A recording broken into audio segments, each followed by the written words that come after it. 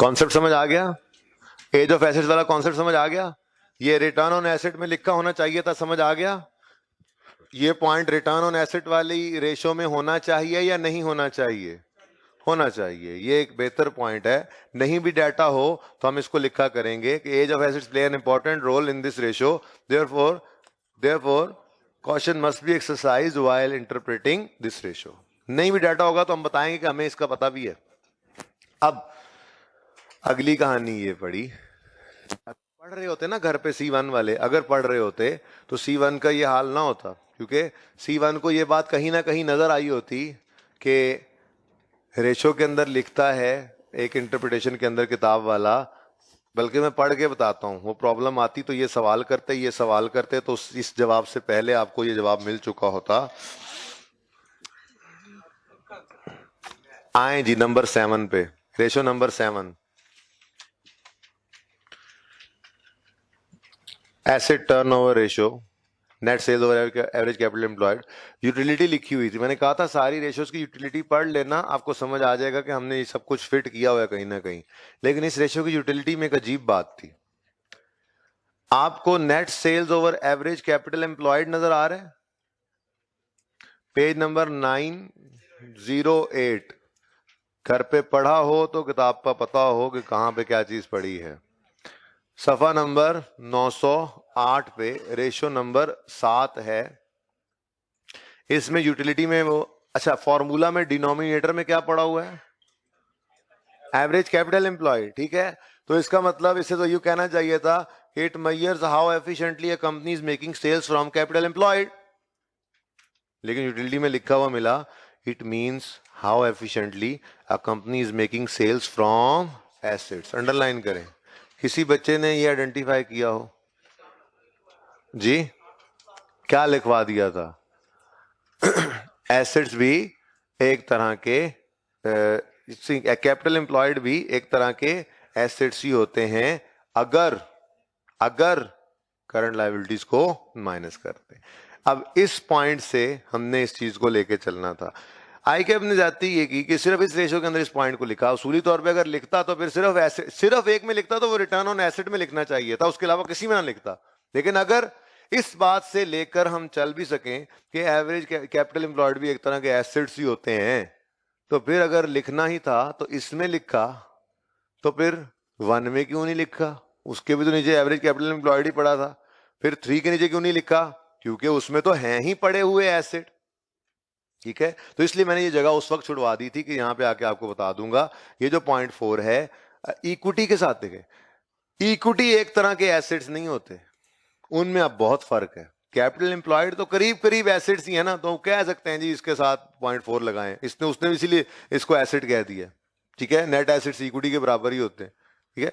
लेकिन ये capital employed की तरफ लेके जा रहे हैं, ठीक है। लेकिन लॉन्ग टर्म लोन्स को भी इधर डाल के, लेकिन इक्विटी को हम एक तरह के एसेट्स नहीं कहेंगे, उसमें तो सारी लायबिलिटीज पे माइनस करनी पड़ जाएंगी ना। तो इक्विटी को एक तरह के एसेट्स नहीं कहते। तो इसलिए आपने रेशियो 2 के अंदर इस पॉइंट 4 को नहीं लिखना। तो रेशियो 2 में जाएं, जहां पे पॉइंट 4 की जगह है खाली, वहां पे जाके लिखें।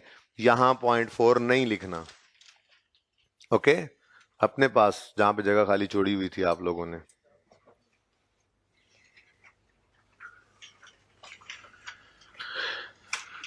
देखें ये किताब के अंदर जो इंटरप्रिटेशंस है ना, और ये सारी बातें हैं, तो बहुत लंबी लंबी कहानियां हैं। मैंने ये अर्ज किया था कि हम लिखते जाएंगे और घर पे जाके वो रेशो सिर्फ पढ़ लिया करेंगे कि आज हमने इतनी रेशोज पढ़ ली हैं, हाँ इसमें क्या लिखा, हाँ बाकी सारी बात समझ आ गई, दैट्स इट, ठीक है। तो आपको वो पढ़ना तो चाहिए था, बहरहाल आप पढ़ नहीं रहे तो मैं क्या कर सकता हूँ, ठीक है। अच्छा जी, मिसाल के तौर पे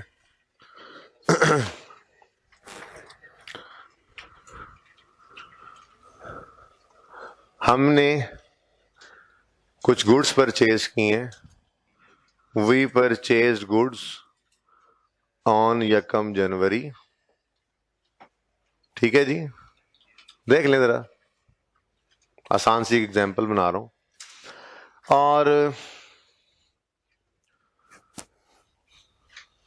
we sold these goods on 12 January, on credit, चलो इसको कह लें इन कैश। चलो, यानी 1 जनवरी को खरीदी चीजें और क्रेडिटर कोई नहीं बना, पेमेंट उसी दिन कर दी। फिर हमने जो चीजें खरीदी थी वो 12 तारीख को बेची, और बेची उधार पे, ठीक है। और डेटर मेड पेमेंट ऑन 15 जनवरी।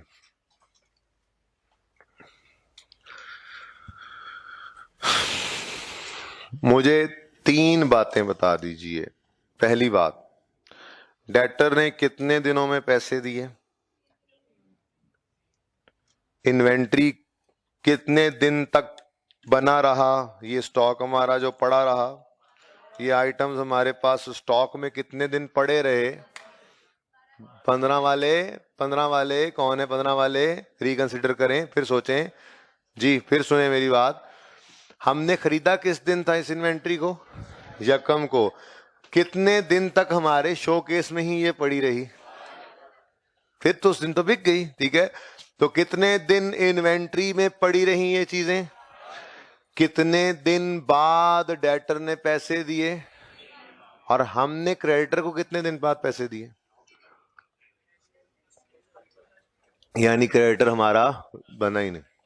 ये मैंने आपको 3 रेशियोज बताई हैं, ठीक है। डेटर डेज 2, इन्वेंट्री डेज 12, ठीक है। डेटर डेज दो ही हैं, 2 है 3 है, 3, ठीक है। और ये 2-3 में आप बहस ना करना। अगर आप इससे बहस करोगे ना बेटा, तो आप अगर इसमें बहस करोगे तो मैं यही कहूंगा कि यार आप जिसको सोच रहे हैं ना कि जी 3 दिन कैसे बन रहे हैं, तो मैं कहूंगा जी मैं तो शाम में बैठ के तो मैंने ये की थी सेल, और तीसरे दिन इस फजूल बहस में ना पड़ो। बेसिकली डेज जो हैं वो 2 या 3 आपने इस तरह से नहीं कंक्लूड करने होंगे, करने ही पड़ेंगे तो कोई मसला नहीं है। आप एक आध दिन माफी दे देगा वो आपको, वैसे फॉर्मूला से आपके पास डेज आया करेंगे, ठीक है। अच्छा, तो 3 दिन में डेटर्स पैसे देता है, डेटर डेज 3 दिन में डेटर्स पैसे हमें दे जाता है। यानी कि एक चीज हम क्रेडिट से सेल करते हैं, वो हमारा एसेट बन जाता है और फिर वो कैश में कन्वर्ट हो जाता है 3 दिन में। Debtor days 3। 12 दिन चीज रखनी पड़ती है फिर जाके बिकती है। इन्वेंट्री डेज, इन्वेंट्री कन्वर्ट होती है सेल्स में 12 दिन में। 2 दिन 3 दिन कोई रख लेते हैं, फिलहाल तो 0 रख लिया था मैंने, चले ठीक है। क्रेडिटर को हम पैसे देते हैं कितने दिन में? इसको भी रख लेते हैं, कोई इसके अंदर भी 2-3 दिन डाल लेते हैं, ठीक है। इसको 2 दिन रख लेना ताकि डिफरेंट रहे, ठीक है। पानी पी लूं मैं।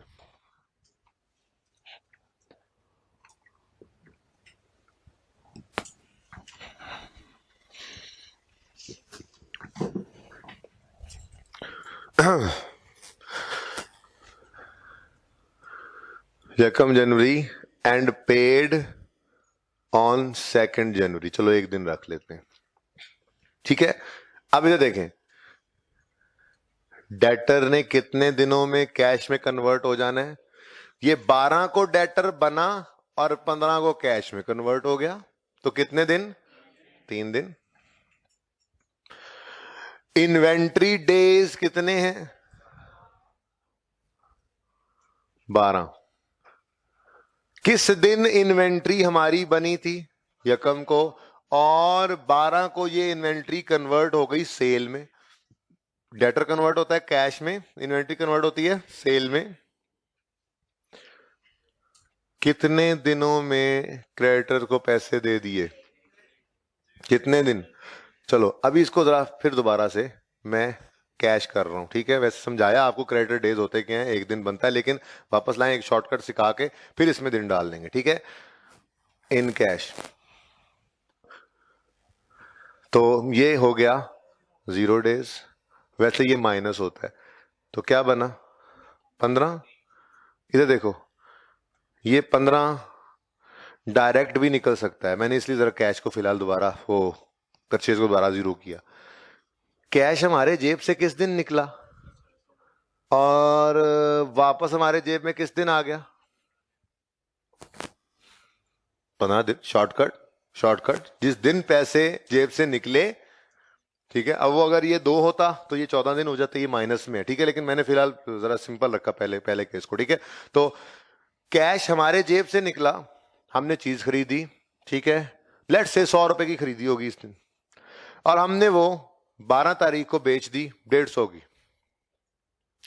अब जब 2 दिन बाद पैसे वापस आए तो कैश का एक चक्कर पूरा हुआ। हमारे जेब से जो कैश निकला था आज से 15 दिन पहले, वो घूम घुमा के हमारे पास वापस आया, और उसके साथ क्या चिपका हुआ था?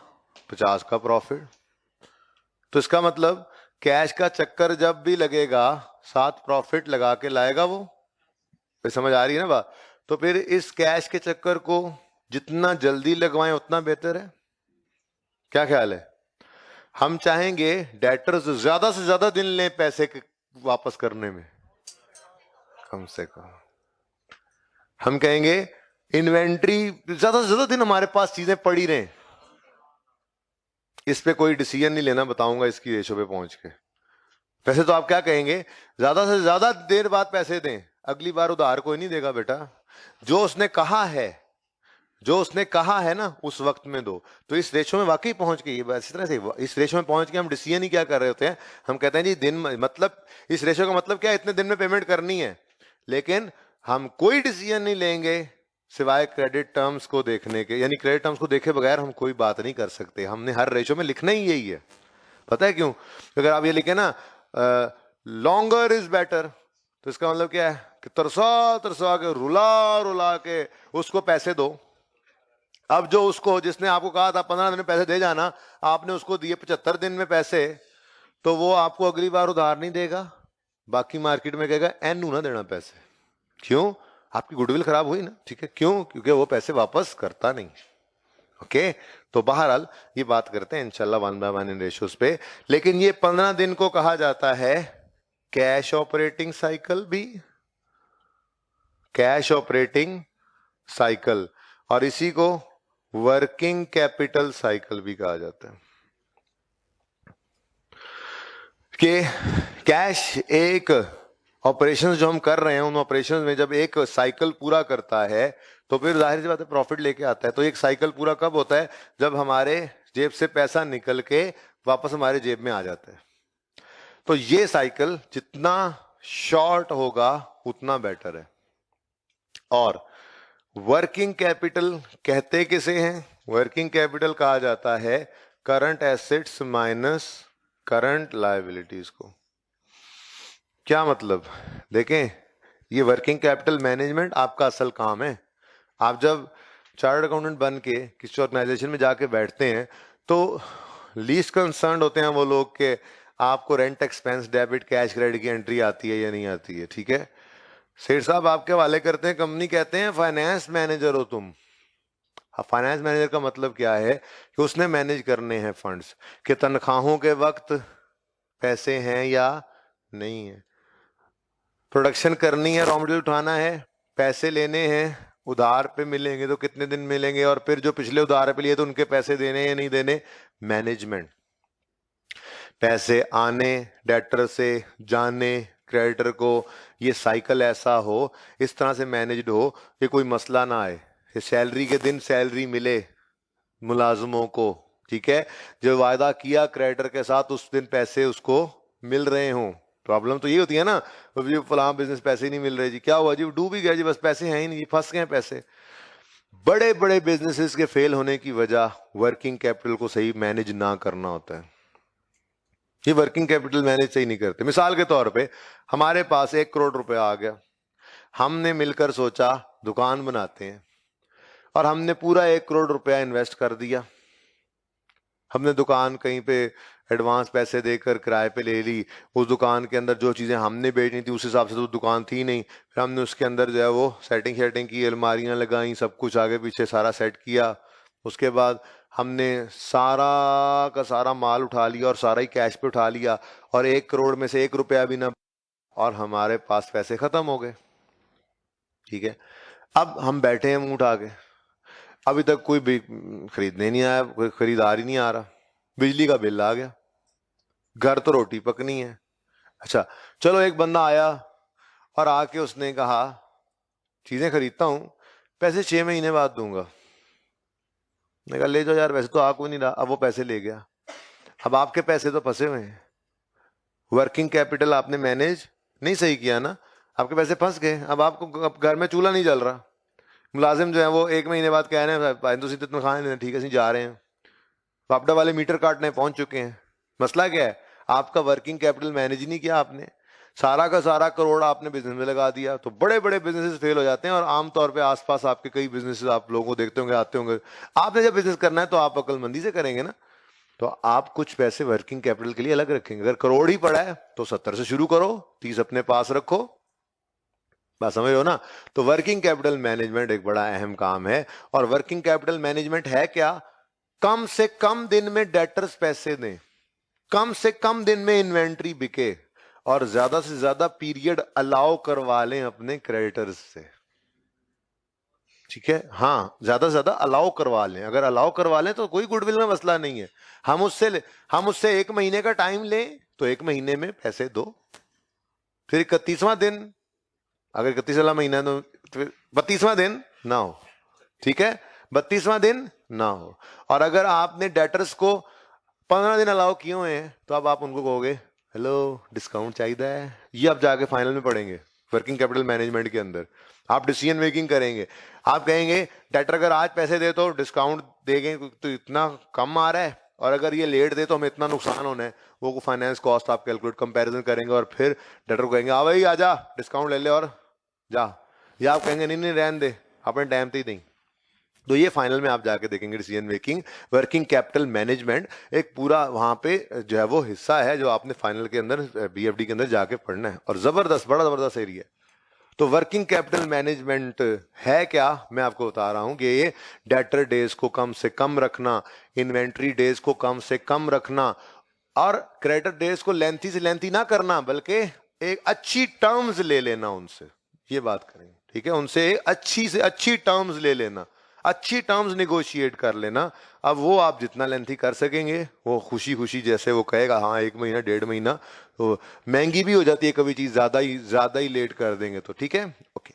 तो ये 4 रेशोज बेसिकली मैंने आपको पढ़ा दी हैं, ठीक है। अब इनके फॉर्मूलाज और इनकी इंटरप्रिटेशन की तरफ आता हूं मैं। अपने पेज मेन वाले को ओपन कर लें जिस पे आप रजिस्टर पे चल रहे हैं, 3 कॉलमनर।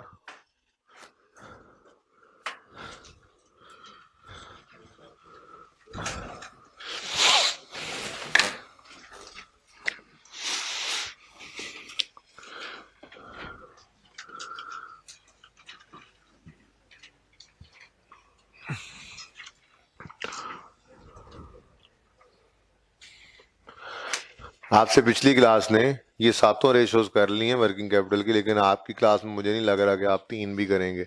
वैसे जो 3 हो जाएं तो अगली तो 5 मिनट में हो जाती हैं, लेकिन क्या करें अब आप लोगों का।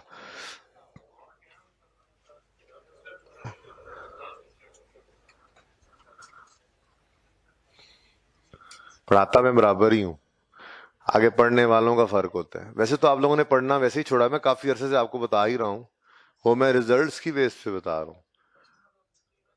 हाँ जी, उनकी क्लास में भी ऐसे ही होता है बेटा, ठीक है, उनकी क्लास में भी ऐसे ही होता है। 15 होता है, बल्कि 10 नहीं होता। बता रहा हूं, वैसे आपके जरिए किसी और को सुना दूंगा और बता दो फिर, आपने नहीं की बात तो।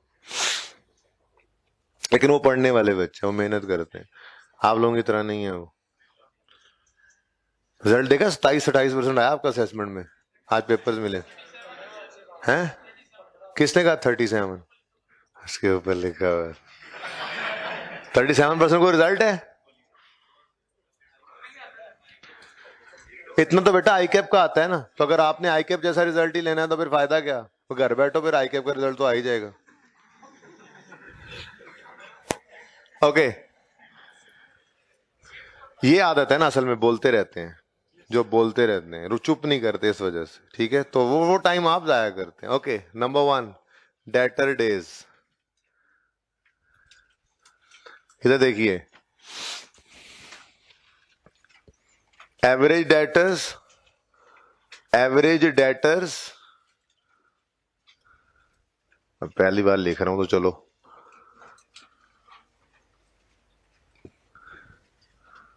Average debtors over credit sales into 365, answer would be in days, क्योंकि हमें ये डेज में चाहिए होता है आंसर। ठीक है,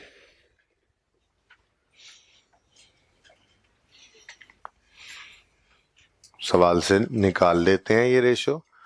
ओपन करें अपना सवाल, डेटर्स पे आए और ओपनिंग क्लोजिंग डेटर्स बताएं।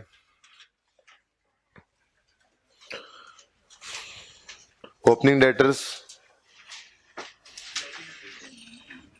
1900 प्लस 2400 डिवाइडेड बाय 2। ठीक है जी, और क्रेडिट सेल्स कितनी है भाई? सवाल चुप हो तो जो सेल्स है वो क्रेडिट है, हम हमेशा से यही पढ़ाया आपको। जो परचेज है वो क्रेडिट है, रिटर्न है वो क्रेडिट है, सवाल चुप हो तो। ठीक है, into 365, answer is 65 days. Y का कैलकुलेट करें जल्दी से।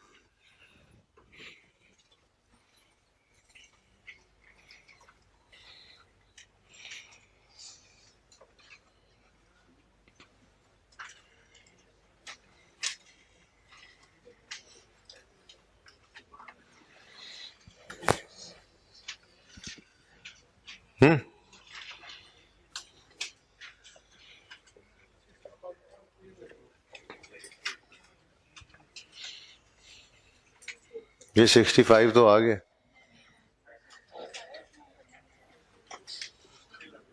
कितने? 46 डेज। पता नहीं ये क्या कर रहे हैं, इतना मुश्किल तो है नहीं। 46 डेज पे पहुंचे जल्दी से।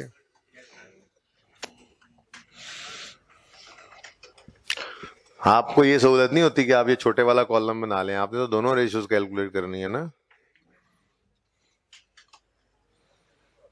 अच्छा, दो कंपनीज का हो तो बचत हो भी सकती है, बंदा उधर, लेकिन वो फिर अंग्रेजी लिखने में उतना टाइम ही लग जाना है, तो वही बंदा डायरेक्ट अंग्रेजी की बजाय फिगर उठा के लिखे तो ज्यादा बेटर है। जी इधर देखिए, मुझे एक्स बेटर लग रही है। हायर इज बेटर होता है। रिटर्न ऑन, सुनो सुनो सुनो सुनो, रिटर्न ऑन कैपिटल एम्प्लॉयड में आपने खुद ही कहा था higher is better. Return on asset में, रिटर्न ऑन इक्विटी में, एसेट टर्नओवर में, हर जगह आपने यही कहा था कि हायर इज बेटर। तो अब क्या हुआ? वो प्रॉफिटेबिलिटी रेशियोज हैं, प्रॉफिट्स जितने हायर उतने बेटर। सेल्स भी तो प्रॉफिट की तरफ लेके जाता है ना एसेट टर्नओवर के अंदर, तो हायर इज बेटर था। लेकिन ये समझा के ला रहा हूं, ये डेटर डेज हैं। डेटर ने अगर पैसे हायर इज बेटर पे रख लिया तो हम तो फिर बैठे ही रहेंगे, कारोबार तो नहीं होगा। चक्कर जल्दी लगा के पैसे वापस आए तो बेटर है। ठीक है, तो लोअर बेटर होता है, लेकिन लिखेंगे कैसे, आए इंटरप्रिटेशन पे। अब एक लिखवाऊंगा और बाकी इस जैसे। ठीक है, लिखें जी, company X is converting its debtors into cash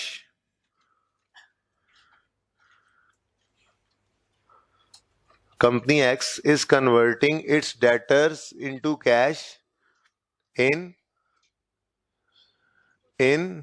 company X in 60। और मैं नहीं देखता है कौन सा बेटर है, दोनों ही लिख के फिर एंड में बता देते हैं एक बेटर है। ठीक है ना, तो इसलिए जो पहले आ रहा है इसलिए मैं एक्स बोलता जा रहा था। तो company X is converting it's debtors into, भाई डेटर्स कन्वर्ट होते हैं कैश में ना। ठीक है, converting it's debtors into cash in 65 days as compared to 45 days, 46 days for company Y.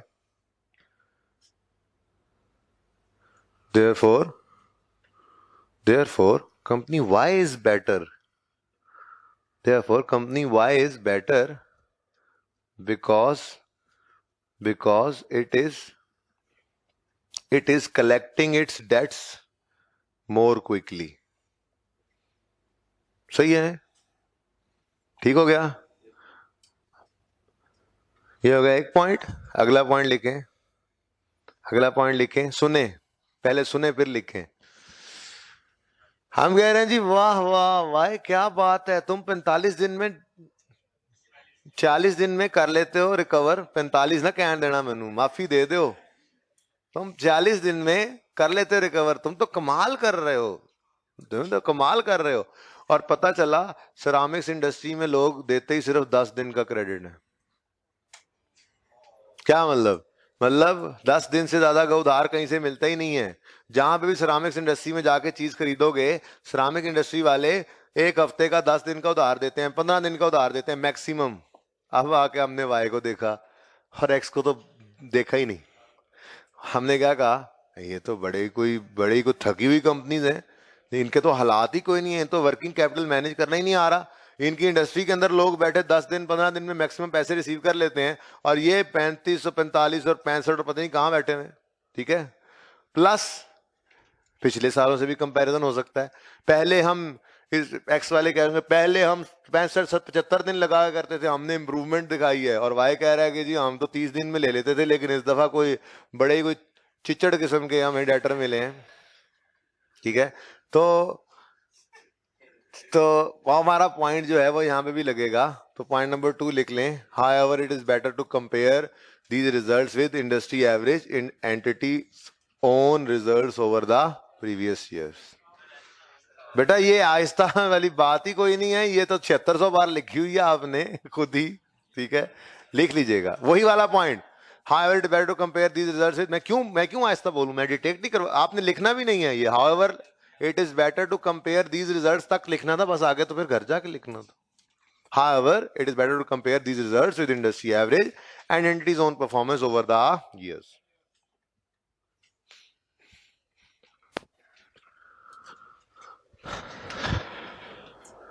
Second है inventory days.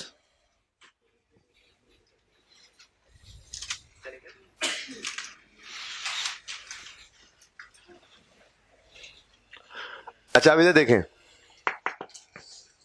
पूरा लिख के जाना है, घर लिखना ना पै जाए, है ना। यही तो मसला है आप लोग, घर जाके पढ़ने को छोड़ने सब कुछ यहीं करके जाना है। अगले दिन सारा भूला उन्हें, घर तो पढ़ा ही नहीं, संडे को सारा कुछ नहीं किया, कोई बात नहीं। किसकी क्लास थी? तो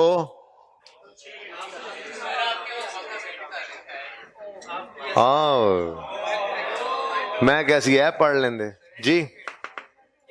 मैं भी कल यहीं पे था, आप लोग उधर से छुट्टी हुई थी तो मैंने क्लास यहाँ पे शुरू कर ली थी जी। बोले इधर डेटर डेज है तो एवरेज डेटर, इन्वेंटरी डेज है तो एवरेज, बस एक याद हो जाए, बाकी तो फिर उसी हिसाब से बना लेंगे।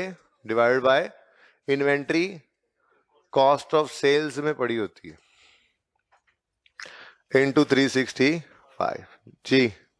बता दें जी जरा, एवरेज इन्वेंट्री निकलवा लें जरा। 1600, 4200, 933 इंटू 365 100। ओए हो बुरे हालात हैं इसके तो। अच्छा जी आगे, सेकंड का आंसर बताएं।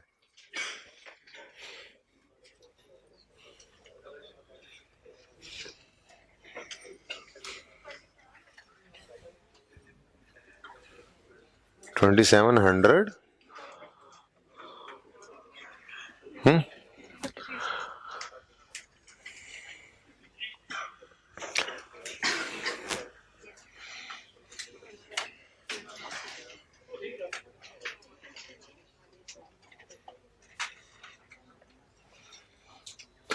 जी 53 डेज, एक्स के थे 113 डेज, वाई के हैं 53 डेज, तो एक्स इज बेटर।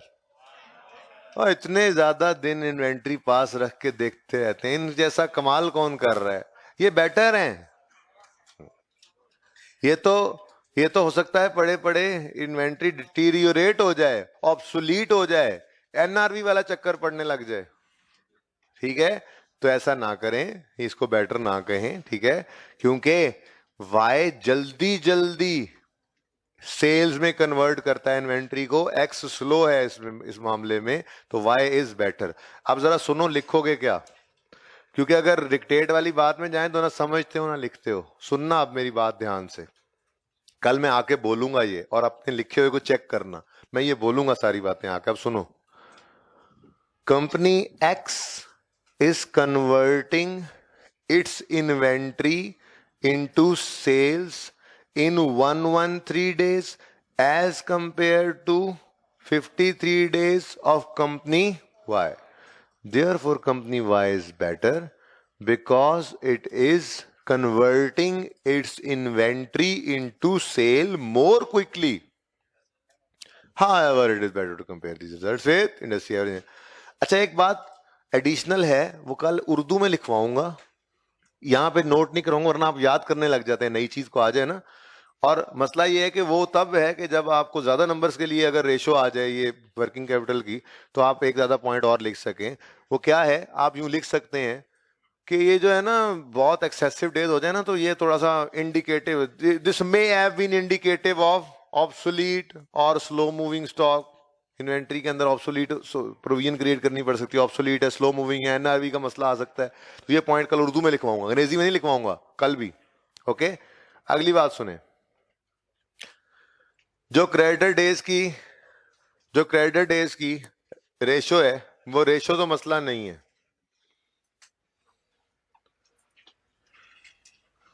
वो रेशो क्या बनेगी, average creditors over credit purchases.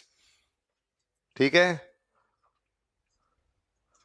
लेकिन सवाल में परचेजेस गिवन नहीं है, तो क्या करें, कॉस्ट ऑफ सेल ले ले।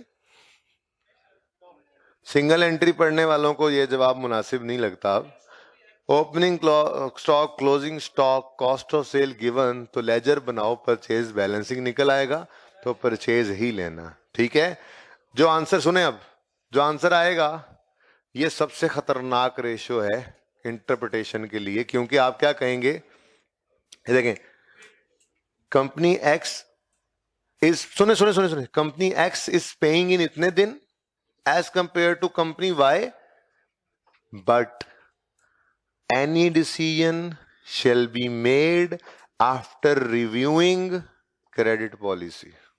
उधर नहीं जाना कि ये बेटर या नहीं, वो खतरनाक रेशो है बहुत ज्यादा, इसको नहीं छेड़ना, कहना ही नहीं है हमने ये, बस जवाब ही है कि जी ये बताओ कि मतलब क्या, मतलब ये कि ये क्रेडिटर को इतने दिनों पैसे दे रहे हैं, ये क्रेडिटर को इतने दिनों पैसे दे रहे हैं, लेकिन बेटर वेटर कोई नहीं, हम कोई भी डिसीजन लेने से पहले क्रेडिट पॉलिसी देखेंगे। ठीक है, कल मैं इन रेशियोज की इंटरप्रिटेशन को दोबारा आपको सुनाऊंगा। प्लस इधर देखें, अगर 5 मिनट से भी कम टाइम होता मजीद, सिर्फ मैं फॉर्मूलाज लिख सकता, तो इतनी देर ही है उन अगली रेशियोज के लिए। यहां पे एक रेशियो तो निकल आएगी आपकी, और वो है वर्किंग कैपिटल साइकिल, क्योंकि वो आपको पता है debtor days plus inventory days less, और ये जितना कम हो उतना बेटर होता है। ठीक है, कल मैं कोशिश करूंगा 10 मिनट लेट ना आऊं, ताकि टाइम पे पढ़ा लूं। ठीक है जी, गिला भी है ना बच्चों को।